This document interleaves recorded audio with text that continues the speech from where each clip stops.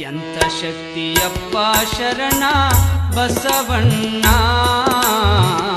ಎಂತ ಶಕ್ತಿಯಪ್ಪ ಶರಣ ಬಸವಣ್ಣ. ನೀ ನಿಂತ ನೆಲವೇ ಕೈಲಾಸಾಗಿ ಬೆಳಗುತ್ತಿರುವುದು ಶರಣ, ನಿಂತ ನೆಲವೇ ಕೈಲಾಸ